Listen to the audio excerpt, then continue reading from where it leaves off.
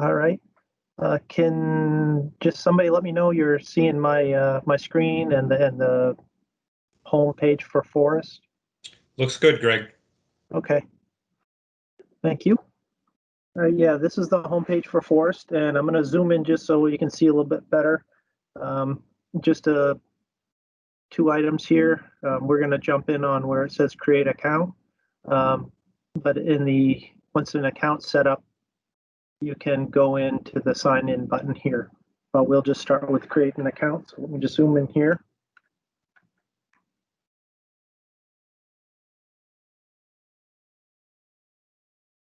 And this is just a regular kind of create an account form that you might have seen in other websites. I'll just scroll down through here so you can just get a feel for it before we fill it out. Just name, contact information, email, password, and then putting in your physical address, and then if it's different, your mailing address. So we'll just start in here.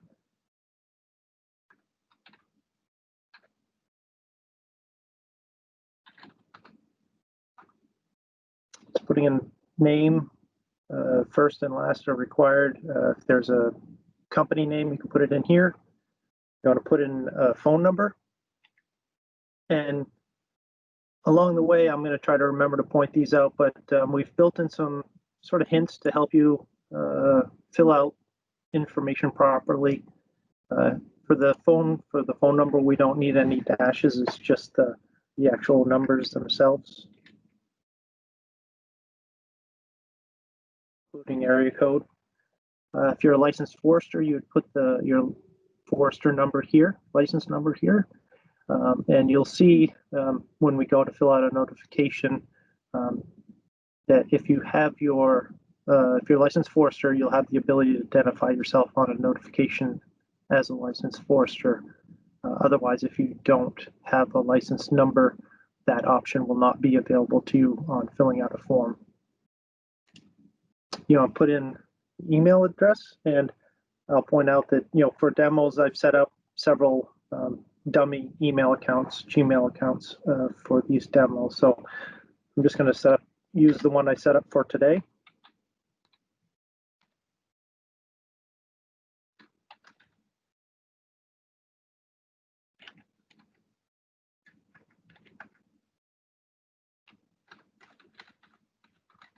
And this is the email address that you'll be using to log into FOResT once your account is set up.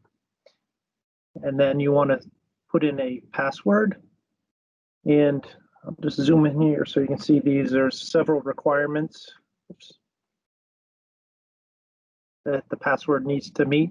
And these are all based on state of Maine security policies.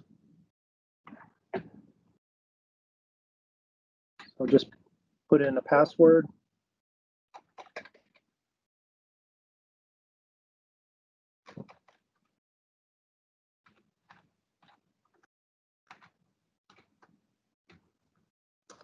And you want to put it in a second time to make sure you got it right. And once they match, you'll no longer see any error messages below there. Then you want to put in your physical address.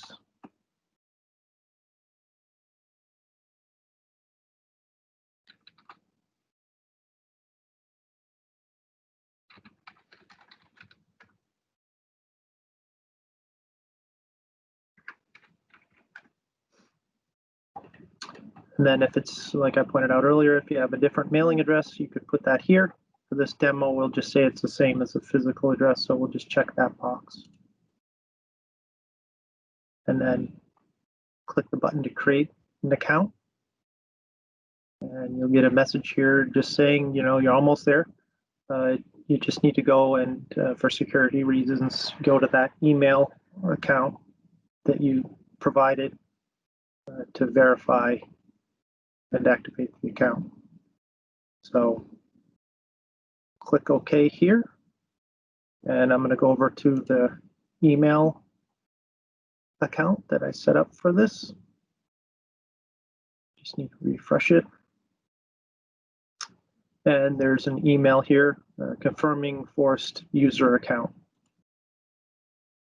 And just some basic information, just saying that an account was created. And you need to click the link below to activate it. If you did not create this account or try to create it, that not to click the link, and to, if you feel you need to, contact the Maine FOResT service. The other important thing here is there's your FOResT ID is generated in this email or provided to you in this email. And this is, again, like Mort mentioned, this is a key piece of information to keep a hold of and not lose. So you'll be, if you have notifications you're participating in that other people are filling out for you, you would provide them with that FOResT ID number. And then there's a link here that just says activate account. You click on that, and it'll take you to the home page to sign in. And you just put in the email address that you put in to set up the account.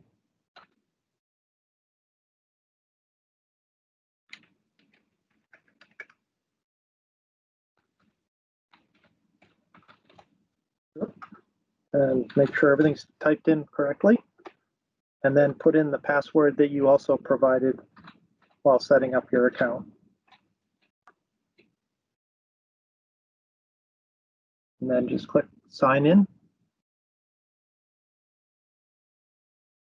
And now you've logged into FOResT. And a way to know it is you can, up in the upper right hand corner, like Mort pointed out, is your name, and your FOResT user ID is displayed there. And just some brief overview, Mort kind of covered it. This is the dashboard for FOResT. There's your pending notification section. Again, this would be the area where you have notifications that you've started filling out but have not been certified and been assigned a notification number. And there would be links off to the right here where you could go in and continue working, change, update notifications before you asked to have that be certified.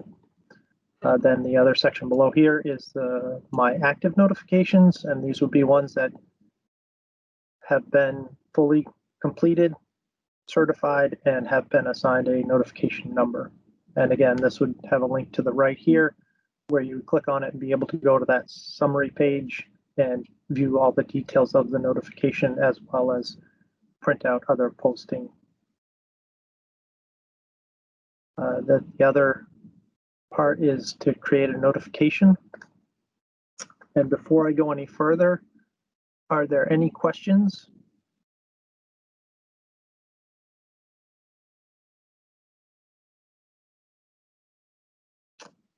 All right, so I'm just going to jump right in here to create a notification. Greg, I'm just going to notice that there's a question in the chat. Can a person have more than one FOResT ID? For example, one for their employer and one for their consulting business? I think that you certainly can, but you do have to have, each ID has to be associated with a unique email address. So essentially you just have to have separate email accounts for the different FOResT IDs. Correct. Yeah, when you first log in or sign into FOResT, you have to provide an email address, and that email, as you see up here in the upper right hand corner, is tied to a specific FOResT ID. So it's one email address to one FOResT ID, and the other way around.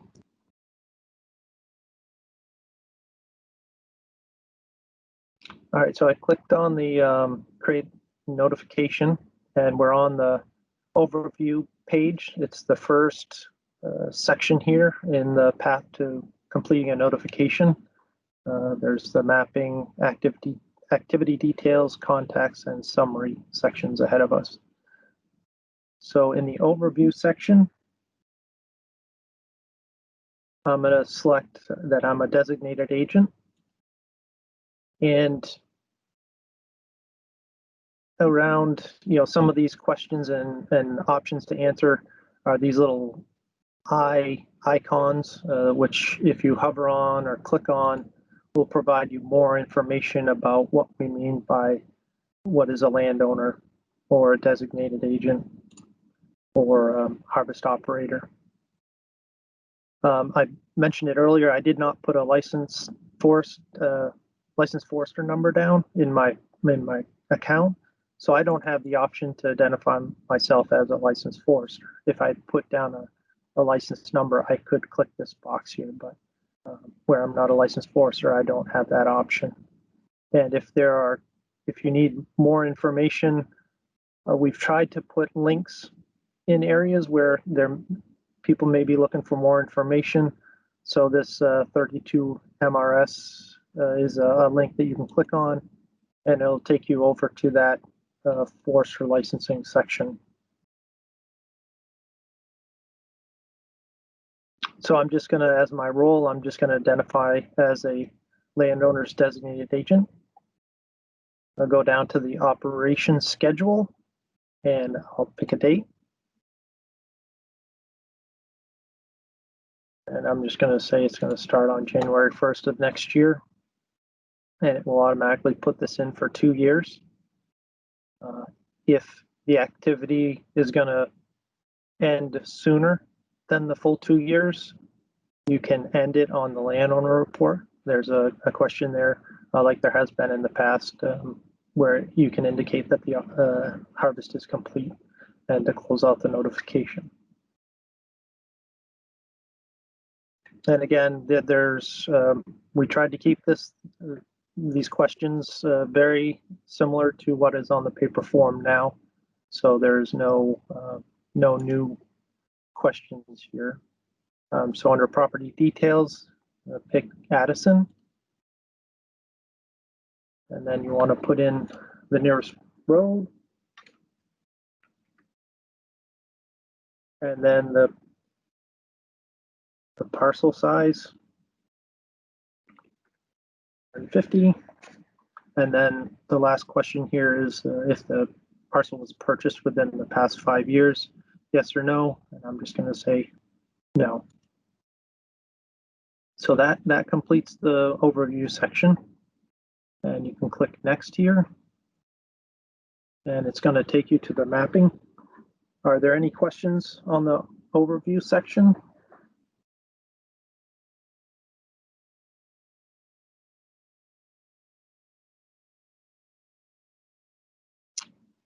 All right, so I'm just going to keep trucking here on the mapping section. We picked Addison as the town where this activity is going to occur, and kind of hard to tell, but basically the town that you select is going to be centered in the map. And this is if you're familiar with either Google Maps, Google Earth, or other GIS, this is, the navigation is very similar. If you have a mouse that scrolls, you can zoom in and zoom out. And you can use the buttons to the left or the right, zoom in or zoom out. And you'll notice when you get to a certain level, Addison's a statewide standard town, so that information is going to show up here. And you can click and drag to move around to different areas in Addison. Another feature here is there's this button on the right that looks like 4 different trays or layers. If you click on that, it gives you the option to change your base map. Right now it's a topographic map, but if you want to, you can change it to aerial imagery, and it allows you to get a better idea of where you are on the ground. And then as well, there is, if you're in a LUPC unorganized area, you would see those sub-districts. And then for statewide standard towns, you would see those features. And then just to close this little menu here, you just click on those 3 trays again. And so The bottom half of the page is where you're going to be, start your mapping of activities. You have the option of drawing a polygon for a harvest, a line for road construction, or a point for water crossings. And those activities, as you will see, will be listed down below here. So we'll just start by drawing a harvest. We click on the harvest button, and it's going to provide you with, on the left-hand side here, for each of these 3 different activities, instructions on how to draw each. So I'm just going to zoom in here just a little bit further, and I'm just going to start to draw, and it's just a basic digitizing. Just click once to get started, and as you drag your mouse out, you get to a point where you want to change directions. Just click once again, and as you'll see there, it's starting to calculate acres. And just continue clicking however you want to map out this harvest. It doesn't have to be exact to a parcel layout. We're just looking for the best kind of representation of the harvest. And then when you're done, you would just double click on the last dot, and it allows you to move from that. You'll notice there's still dots around the edges here, and you can click on any of these to move them, to make fine-tuned adjustments if you want, or if you need to add different angles, you can click anywhere along the line here. You'll see there's a floating dot. You click once, and then it allows you to add those. And then just double click to end again. And you can continue tweaking it as much as you want. But once you, down here in the table here, there's the save and cancel. Once you hit save, it's going to save that polygon, and you won't be able to edit again, but you will be able to delete it. So we'll click save for now. And you'll see the dots are gone around the polygon, and then you only have the option to delete that harvest. And you'll see there's a number 1 here, and that corresponds with the activity ID down on the table for the 62.8 acres you indicated as a harvest. To draw a road construction, again, instructions on the left here on how to do this. But again, it's very simple. Just click once to start, and then just drag however you want the road to be laid out. And then just double click to end it. And again, you can change these points by just clicking and dragging them, in between the lines, clicking and creating a new point and dragging it. And then just when you're done, just double click. With the road construction, down in the table here, there's a question about permanent. Is it a temporary or permanent road? And we're just going to answer that it's a permanent road. And still, even after you've answered that question, you haven't saved it over here. So you can still go in here and make adjustments if you need to. But once you click save, it is no longer editable, but you can delete it if you need to and start over. For the water crossings, you click the water crossing button. Again, instructions on how to draw a water crossing. And basically, it's just a matter of just taking the cross here and just putting it where you want the crossing, and just clicking, and it drops it there. And again, you can click on it and drag it if you need to move it somewhere else. And then with the down in the table here, there's 2 questions around water crossings. The first one is the same as roads. Is it a permanent or temporary crossing? We'll just indicate that it's permanent. And then you also indicate, is the crossing related to a road crossing or a skid trail? And we'll just indicate it's road crossing. And again, we haven't clicked save here, so we could still move this around if we wanted to where we will we choose? And then just save it. And that saves that crossing. Again, each of these features or activities are numbered, and you can see them down here in the table. And I'll just demonstrate that you can add additional harvests for any of the three activities. So it doesn't, one polygon or one line or one point. You're not limited to that, as long as it's all in the same town.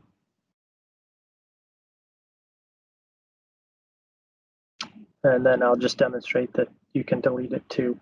And just this number 4 I just drew, I decided I'm not going to do that, so we can delete it. It prompts you to make sure that you really want to delete it, and just click yes, and it removes it from the map.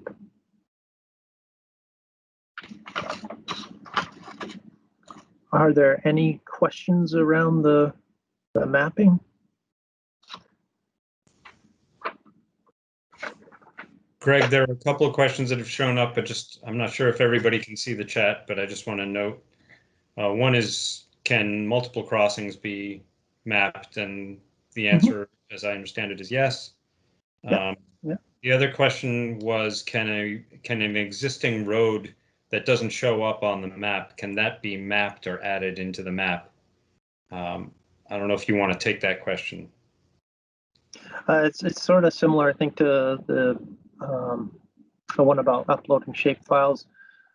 We don't have the ability to incorporate different, and Greg Miller's on here, so he can correct me if I'm using the wrong GIS lingo, but we don't have the ability to incorporate other base maps or other layers that might be, I'll call them, customized to a specific landowner. Like if they had map roads that they use, we don't have that ability right now to add those to the mapping. I hope that answers it. Mm-hmm. And I use the right language. And I would think that we would not want to go ahead and try to tackle that and add roads that are missing on this data, because that would be a never-ending task to go ahead and update all this information. Mm-hmm. Trying to use the most recent orthophotography that we can get that's available through Esri, so that hopefully will capture the roads as current as possible.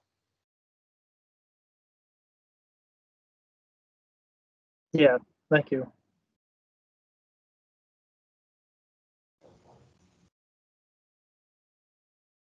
Any other questions? Greg Miller, the question actually is a little bit more in depth. I don't know if we want to tackle it now or try to go offline with it, but essentially it's not so much about uploading or mapping an existing road. It's about adding information onto drawing on top of an existing road. I'm not sure, but the distinction, but we can certainly, an existing road, you can map a crossing that's being added there, or something of that nature. I'm not sure why you'd want to draw on an existing road other than to have it show up on your map. But another recommendation from George is that if you're using the aerial view, as Greg points out, you should see all of the the most current road network. It might not all be on the topo map, but certainly it should be visible, at least on the aerial map. I think if there are more questions about that, that would be something to dig into with Greg Miller at a different time. It's a good question. I think we could clarify that later. Yeah, because on the notification, we're actually looking for road construction. And if that road already exists, you probably don't want to digitize it in there as road construction. Right. Okay, thank you. All right. So if we're all done with the mapping, The next step here is the activity details. So click next. And like Mort mentioned earlier, you're going to be presented with the questions that are only related to the activities you mapped. So you wouldn't be presented with questions if you didn't do a harvest. You wouldn't be presented with any questions related to harvesting. You would be just presented questions related to the specific activity you map, either road construction or water crossings. And I'll point out here, I was initially on the activity details page, and then I went back to mapping, and the system actually recognized the fact that I didn't answer anything on this page. And so under each of the questions, there are these little notes saying that, hey, this information is required, and just another feature we have in here. And then I'll also point out that the system also has these checks, as Mort pointed out in the overview. I'm trying to put in a harvest larger than the parcel that I reported in the overview section. You can correct it either by going to the overview and updating the parcel size, or in this case here, we'll just reduce that down to acres that are within the parcel. Then again, these are just the same questions that are presented on the paper form now. Is the land in tree growth, yes or no?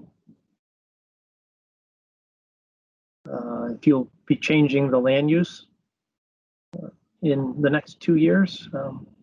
And I'll just show here that if you check yes, we're going to present you with 2 different additional questions. The first one is just to try to keep it simple for everyone, is just, you pick the broad category that the change of land use is sort of under.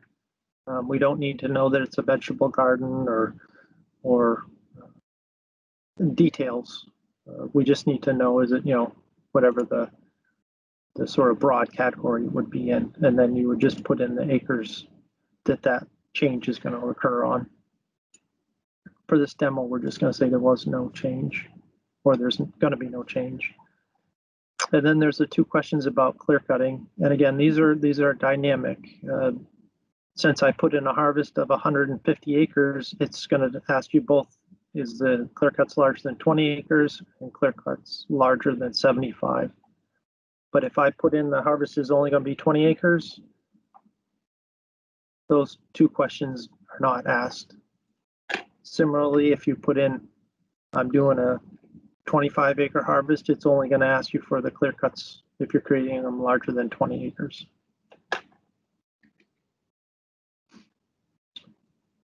So in this example, we're just going to say there's no clear cuts being created. Are you going to be cutting close to water? Yes or no? And then are you going to be adding, any wood to the stream consistent with Chapter 25 rules? And again, this is a link here. If you don't know what Chapter 25 rules are, you just click on that. And that's going to display that information from our website for you to further investigate. But we're going to say there is no wood being added. And this is Addison, where this activity is taking place, is a statewide standard town. So you're going to be asked which of the 3 options under Section 7 you'll be doing. So we're just going to say it's a 60 square foot basal area retention.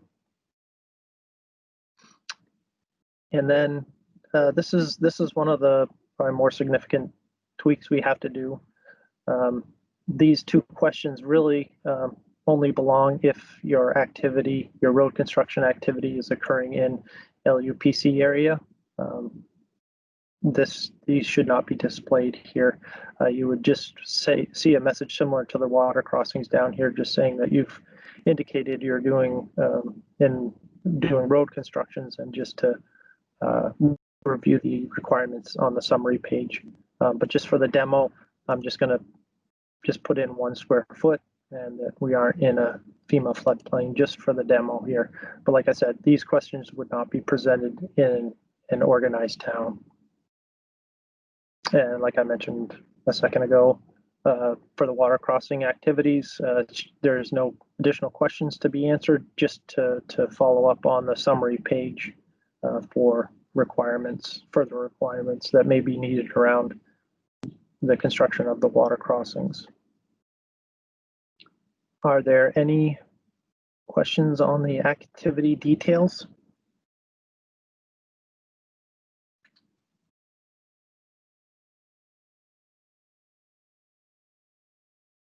All right, we'll just keep going here. And the next step here is the contacts. Click the next button. And again, here's where you're going to be. I'm filling this out as a designated agent. It's notification. So I have to identify who the landowner is.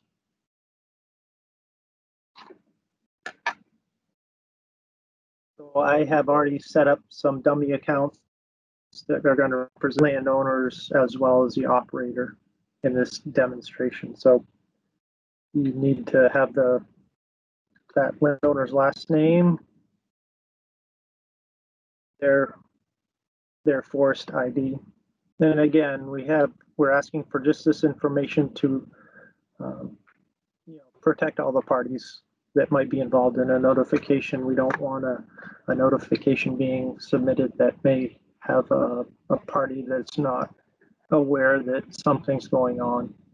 So we're just, we want to kind of help protect the users of FOResT. So you have your landowner and the landowner's last name and the FOResT ID. You click Find Landowner, and it's going to display their information here so that you know it's the correct person. If you put in bad information, either the last name or the FOResT ID, it's going to come back with a message to recheck your information and try again. If you find that for some reason this isn't the right person, you can remove them with this button here. But for now, we're saying this is the right landowner. And we have these. This is maybe just a little bit different from the paper notification form. Are these two questions here, which kind of tie to the landowner reports. There's a question about how many acres does the landowner own in Maine? And you have these different options here. And then what is their ownership type? And again, next to each of these, we have these little pop-out information boxes to provide more information on what we mean by these different landowner types. So that completes the landowner's information. Like I said before, I'm filling this out as a designated agent, so my information is already filled out here. And then we just need to put in a harvester operator. So we'll put in their last name and then their FOResT ID.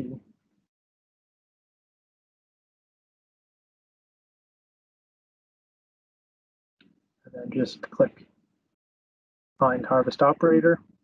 Again, just like the landowner, if this is the right person, we're good to go. If it's not the right person, click Remove and try again. Or if there's bad information that was entered for the last name or the FOResT ID, you would get a message here to double check and try again.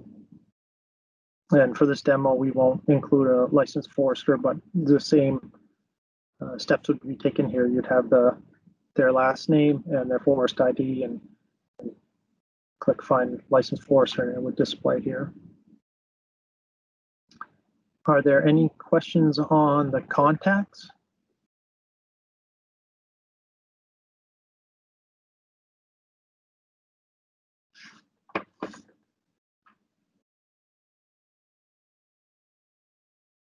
All right, so the last step here in filling out a notification is the summary page.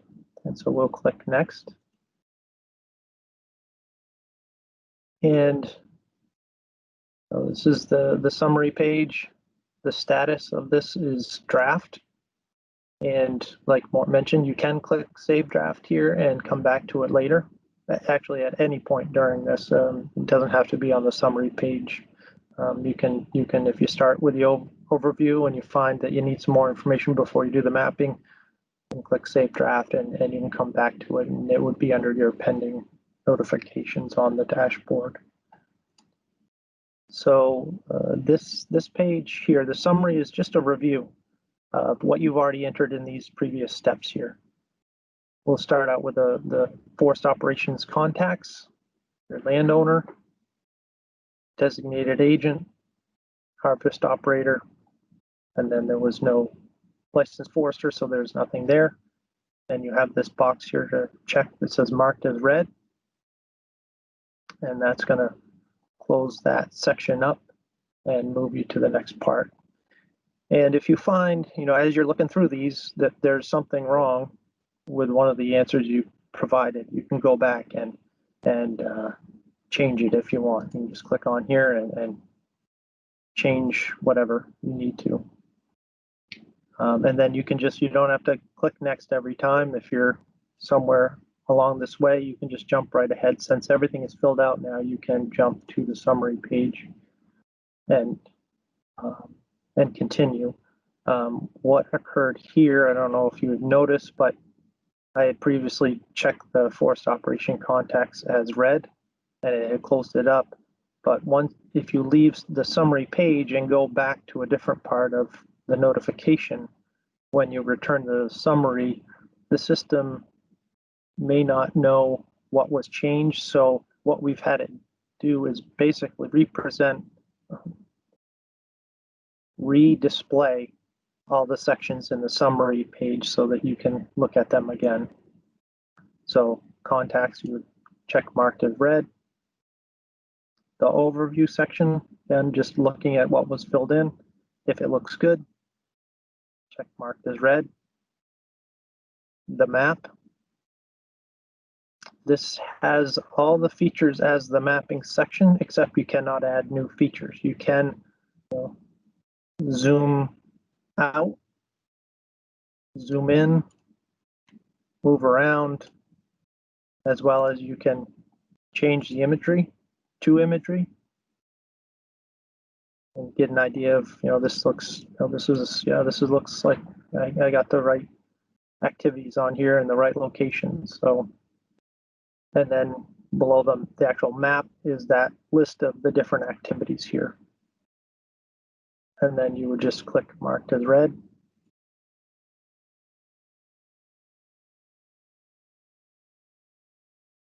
And then you have your activity details section. And again, you're just looking over what you've already entered. And in here are those links like there were on the actual, that section itself. If you still had questions about chapter 25, you could click on it here.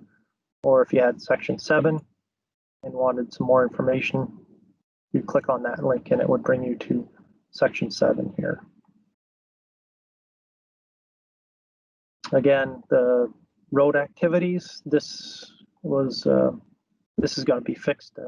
This is Addison, so this information wouldn't be displayed here. It would be just indicating a statement like you will be creating a road, or you will be having road construction, and just to look at the important reminders below.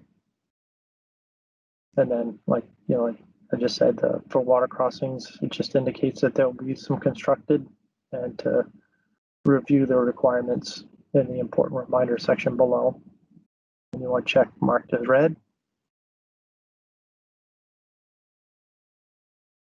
And then we also provide, if you find you have questions or need to talk to somebody, we have the contact information for the district forester as well as the ranger office that covers Addison, and their phone number, emails. And then you would just click marked as red. And then here are the important reminders.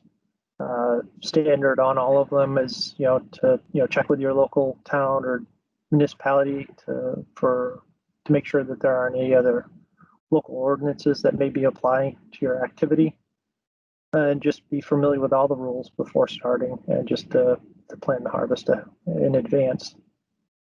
And in this example, there are no important reminders around the harvest or the road construction, but we do have one around the water crossing. And just that you need to create it, submit a permit 60 days prior to constructing the permanent crossing. And then there is some general reminders, and these are either forest quarantine or critical or important wildlife habitat. And each of these are links. This one for the larch canker, click on it and it's going to take you to our webpage where we have the information on the larch canker quarantine, as well as for gypsy moth and the important Atlantic salmon habitat. And then you'll notice down at the bottom here, there's a certified button, but it's grayed out. Once you've marked as red all the boxes on the summary page, that becomes active. And again, you can come up here. If you want to review something again, you can just uncheck that red checkbox and it's going to display the information for that section again. And again, you can't, certified is grayed out. Once they're all checked, you would click certify. And I'm filling this notification out as a designated agent. So I'm presented with these three acknowledgement statements. As a landowner, as a designated agent, I certified all the answers to the questions here are correct and to my best knowledge and belief. And similar to the previous page there's a button down here, acknowledge and certify is not active yet until we've checked all three of these boxes. So the second box has to do with that I'm a designated agent for a landowner and that the landowner has to sign into FOResT and certify that I'm their designated agent and they get the responsibility for all the operations described on this notification. And then the last statement is just saying that there are other parties involved in this notification and it won't become an active notification or have a notification number issued to it until all the other parties have certified their participation. And that you understand that there may be some other permits or documentation requirements identified that may need to be completed. And then once those three checkboxes have been checked, the acknowledge and certify button becomes active and you can click. Up until this point, you could click cancel, go back and change anything on the notification you want, and then just come back through and repeat the same process. Once you click acknowledge and certify, this is going to send out the emails to the other parties involved on the notification you've identified. In this case, it's the landowner and the harvester operator. You won't be able to go back in and fine tune the notification, but you could withdraw it. And I'll show you in a second here what that looks like. But you could withdraw it and just sort of start this process over again. The information on the notification itself is not lost when you click withdraw. It just prevents the other parties from certifying their participation. So I'll click acknowledge and certify.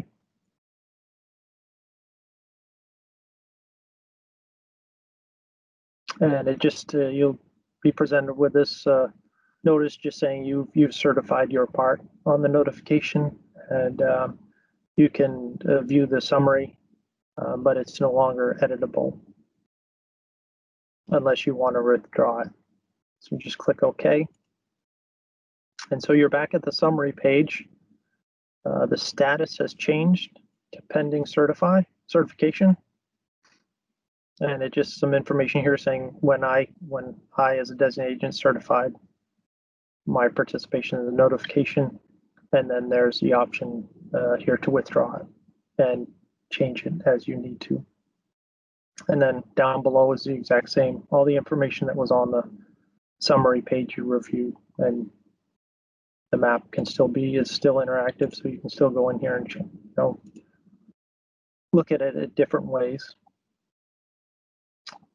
Are there any questions on that? Greg, can you hear me? Yes. Can you go back to the map and show them that you've got the wildlife option there Sure. for layers? Yep.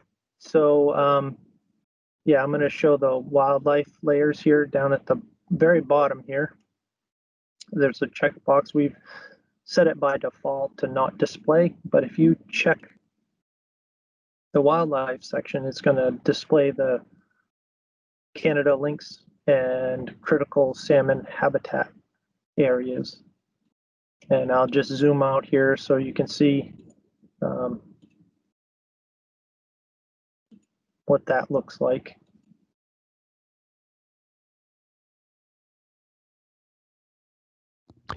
And the critical habitat and Canada lynx data is from the U.S. Fish and Wildlife. Yep, it's yeah, from the U.S. Fish and Wildlife.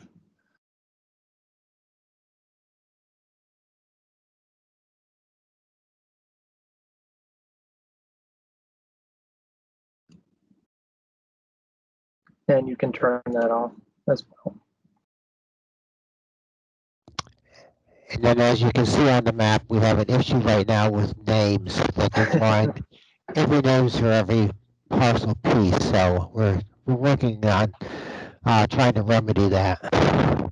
Yep, that's one of those tweaks here is the you get to some point here and there's way too many labels for Addison in here. We just want one. So we're just working to clean that up as well.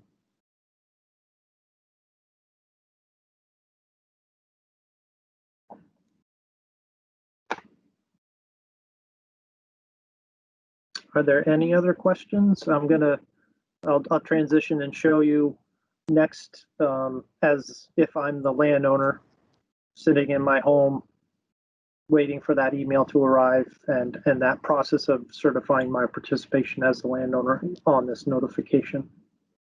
I do have one question. Mhm. Can that map be printed separately to be given to the logger so they know where the different features are?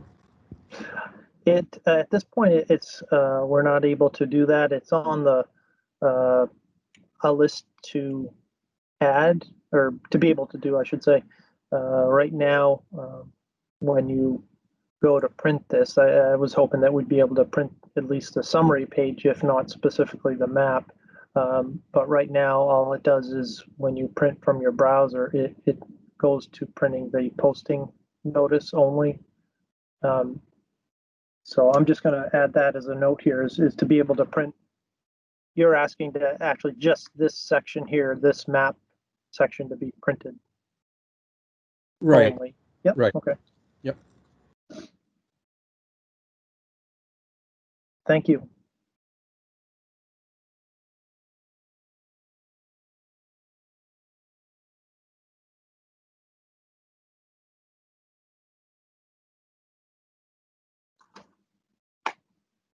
All right, so I'm going to now show you what it's going to, as a landowner, what they would experience here. So I'm going to sign out of FOResT and I'm going to go to the landowner's email. And again, this is a different email account specifically for the landowner. And so in their inbox, they would have this email indicating there's a FOResT fawn pending certification. And it was, again, I think Mort mentioned this, the actual layout of this message is going to be hopefully improved in the next couple of weeks here, so it's a little bit easier to read. But basically, it's just saying that a notification was created by Greg Lord, and it's currently pending certification until all the participants have certified their participation in the notification, and that you, as the landowner, or you've been identified as a landowner on this notification and need to certify the information is correct on the fawn. And so there's a little bit more information down here about the notification to help you as the landowner understand, yeah, this is something I expected to see, and I do want to certify my involvement. So there's a link down here at the bottom where you would click, and this is going to take you to FOResT.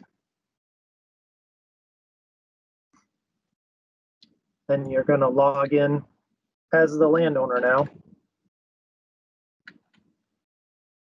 Of course, I have it already saved here. And then you would log in as the landowner with their password.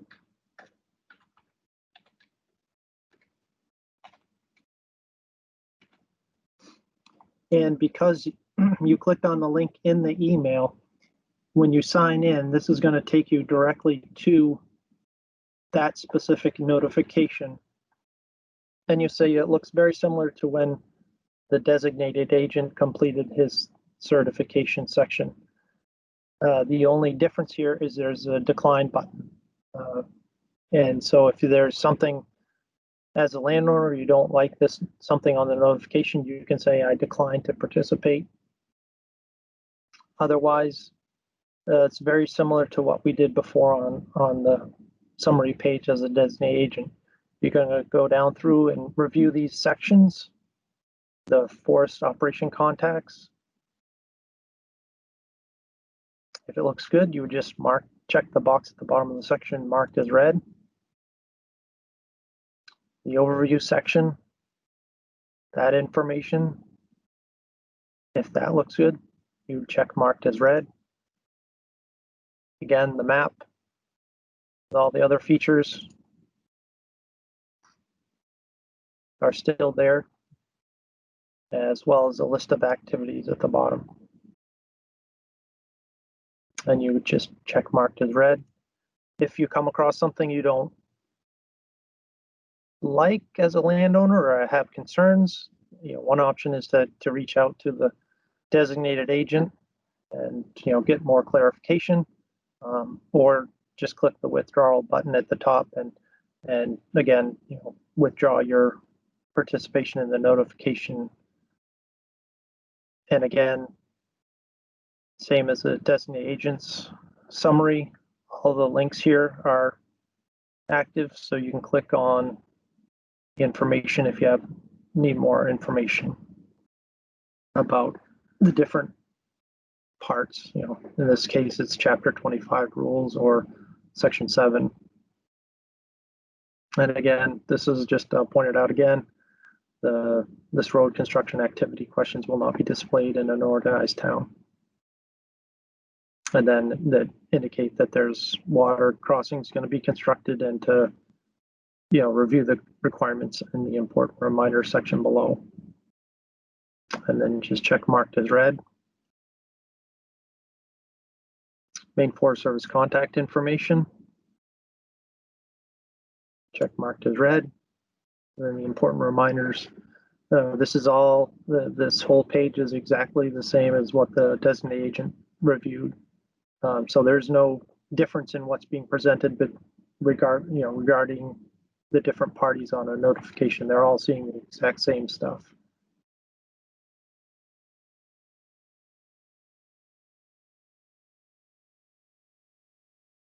The water crossing reminders, forest quarantines, and critical wildlife habitat links. And again, certification button is not active until you've checked marked as red on all the sections. And then just click certify. And similar to the designated agent, you're presented with 3 different statements to acknowledge. Acknowledge you're the landowner, and all the answers to the questions here are correct to the best of your knowledge and belief. The second one is you're the landowner and you've named a designated agent, and give them responsibility for all the operations on the notification. And then the last statement is basically just saying just like the designated agent one, there might be other parties that need to certify their participation before it becomes active and a notification number is issued to it. And then there may be other requirements under the important reminder section that you acknowledge. And then click acknowledge and certify if you're good to go. If there are still concerns, you can cancel and withdraw. But for now, we'll just say we acknowledge and certify. And you get a little message here just saying, hey, you've successfully certified your notification, but there's other contacts that need to certify their participation. And just click OK. And so updated section here on certification is me as a designated agent certified, the landowner is certified, and now we're just waiting for the harvester to do their certification of participation on this notification. And I should have pointed out when I first signed in as a landowner, again, up in the upper right-hand corner is the information related to your login as the landowner and your FOResT ID. Are there any questions around this? I'm just going to move on to the certification process as a harvester operator. Greg, I had a question going back a little bit. Yeah. When you're searching for your landowner, the last name box, if the landowner is a company or another entity, what goes in the last name box? Say JD Irving Limited. It depends on what they put in for their profile. Okay. You'd have to know for sure what they put in, because it's going to look in there. Look for the profile that matches that last name. So, and I think, can I go there? I was just thinking we're like University of Maine Systems. So that's what I'm going to put in as our name. Sure. Yeah. Let me.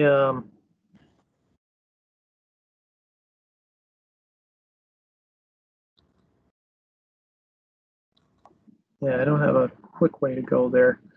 I can't remember. I know on there it said either, I think it said last name or company. Okay. So so there is something that you enter as last name in the profile, and then you enter whatever that is. Right. Correct. Okay. Yep. Got it. Okay. Good enough. Thank you. Greg, I have a question. If I'm in the landowner's kitchen as a forester with a logger next to me, is it possible to do all this on a smartphone and have everybody certify and be done with it standing there rather than sending out emails to everybody? Yeah, you could, if they all know their login to FOResT, you could do that. You'd log into FOResT for one person and go under, it would be under their pending notifications, and then you would just click on it and it would take you to that summary page, and they could go down through and certify their participation that way. You don't have to wait on an email. It just with the email, the link takes you right to this summary page. If you log into FOResT, you would just have to go to the pending notifications and click on it there to do the certification. But It is doable. Okay, thank you. Yep.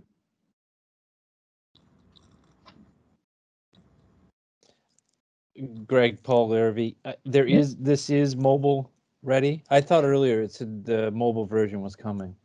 Yeah, so in that specific question that he had, if it's just with our testing, we were able to create an account as well as certify participation in a notification on a phone. The rest of the FOResT application is not really usable on a phone, but those two tasks can be used on a phone. Okay, so you'd have to still do it on a laptop, and then sitting there with them, they could certify on their phone. Correct. Thank you. Yep.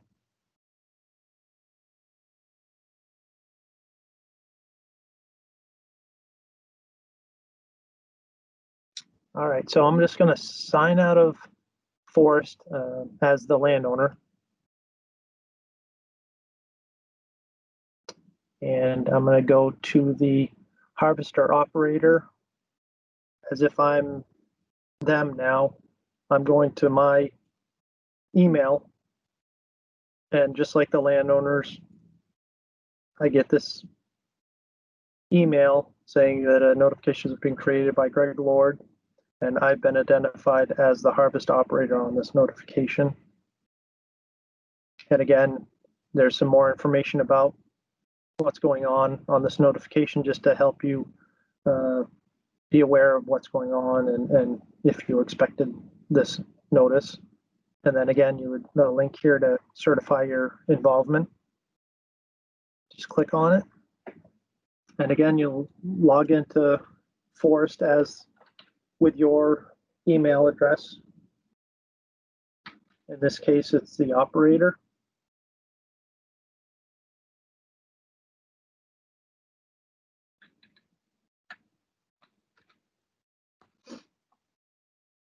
And it's going to take you again to that summary page. And just like the landowner, if as the harvester, you can decline this participation in this notification. But again, I'm going to kind of breeze through this quickly because we've seen it a couple times now, but this is the summary page, and you just go down through here, review it all. If you're in agreement, just check each section as marked as red. Again, the map, you can change all the same features as the other two participants. List of the activities.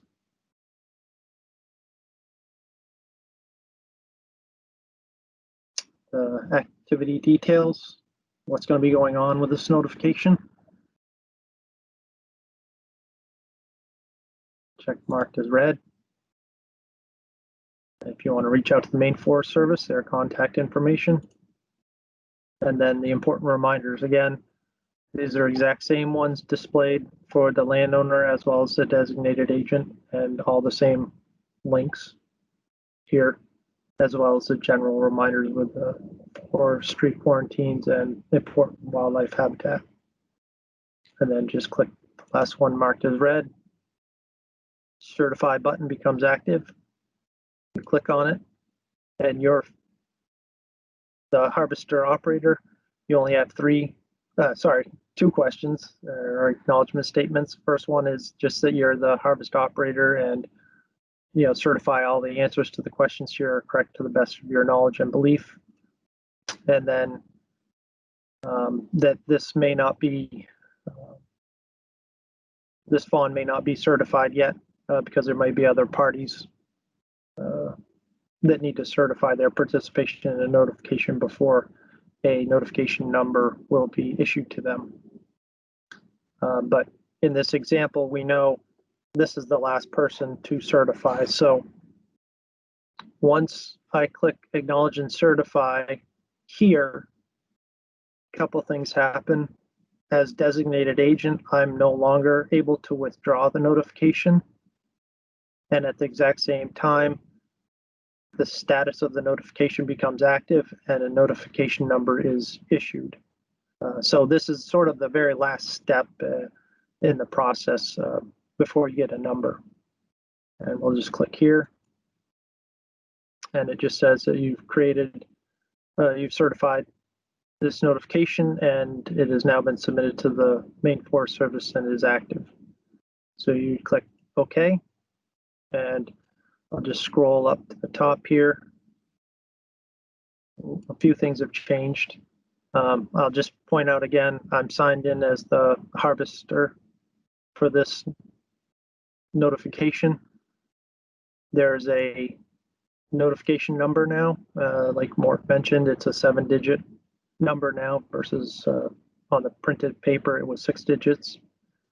The status is changed to active, and you can print out a posting here. And this looks very similar to what we produce now for postings. Notification number, end date, when it was submitted to us, and then you can just print it here.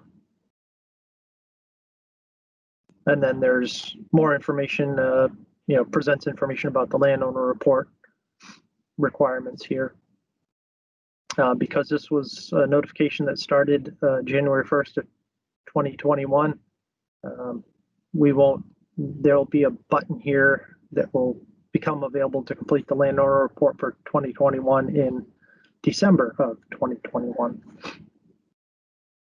So there's information about, landowner reports just to kind of get people thinking about it. And then down here is the information about the notification, when everyone certified it. And then again, all of the same information we've looked at several times now on the summary page about the notification.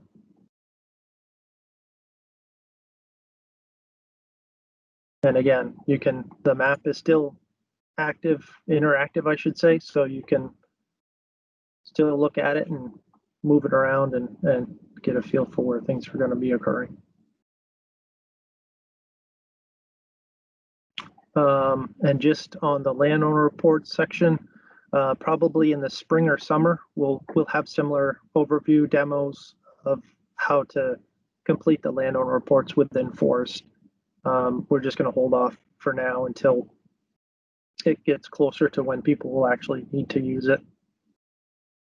I think that is it for the process of completing a notification. I do have actually two more things I want to show in FOResT, but I'll hold for here for a second, just if there are other questions.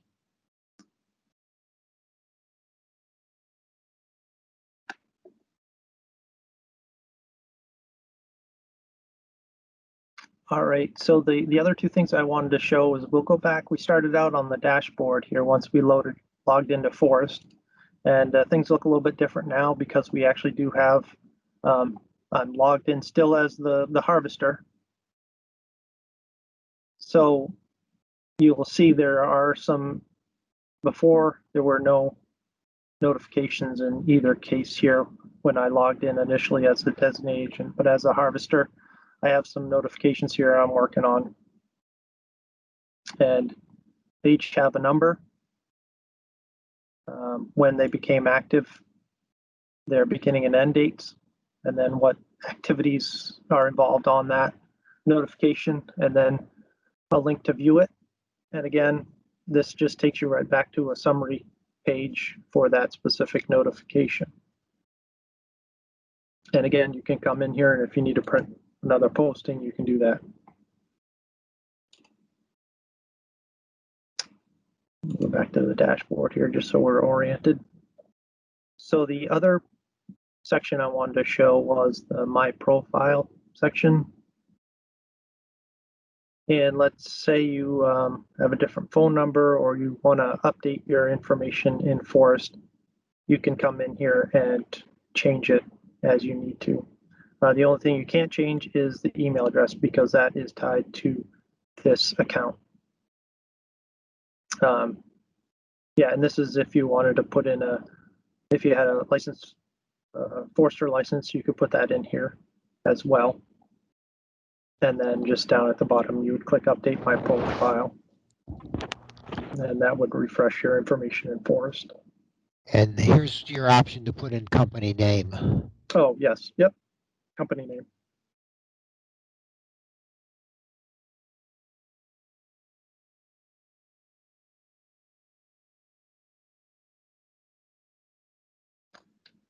That concludes the in-depth demo. Welcome to take any other questions.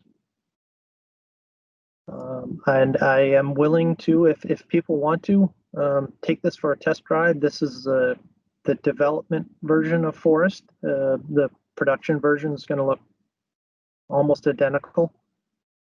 But if you wanted to kind of come in here, kick the tires, and just kind of get a feel for how things are going, or what would be expected of you, I'm more than willing to send the link for this development version of FOResT out to you, and you can go in and set up an account. The one thing that would occur is that we aren't carrying any information, any accounts from the test version to the production version. So if you wanted to take a test drive on the test version of FOResT, you would still have to, when the time comes in the production version, create an account in there.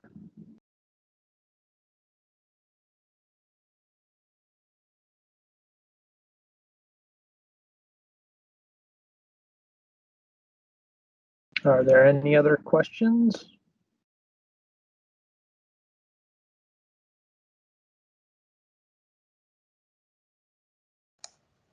This is Barry. I just want to say this has been very helpful. Thank you.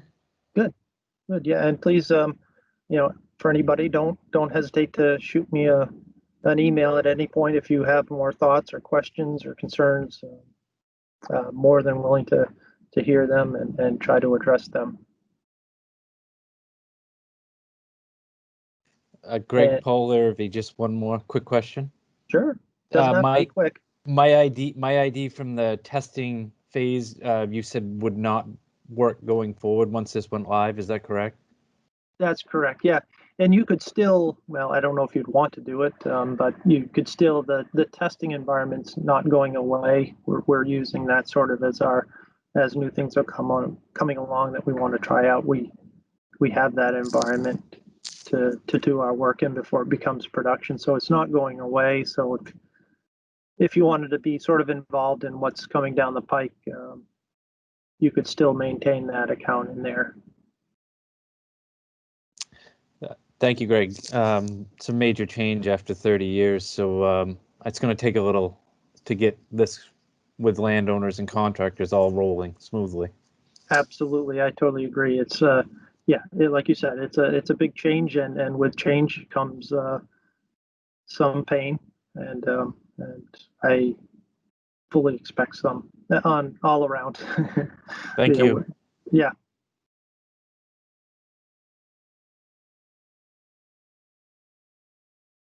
And these will be, this is being recorded, so we'll have this posted on the FOResT landing page, which, let me see, I'm still sharing my screen, so I can kind of just give you just a brief glimpse of what it might look like. This is on our website, and it's not a very clean version, but this conceptually is what we have in mind. For, to help people get started, where they could set up an email account. Then I've put together, we've put together some videos here, still some blanks to be filled in, but just a shorter, so you don't have to watch the whole demo. There's some just 3 or 4 or 5 minute videos of different parts of FOResT. And then we'll also have today's recording in here too. And then how to get in touch with us if you have more questions or concerns.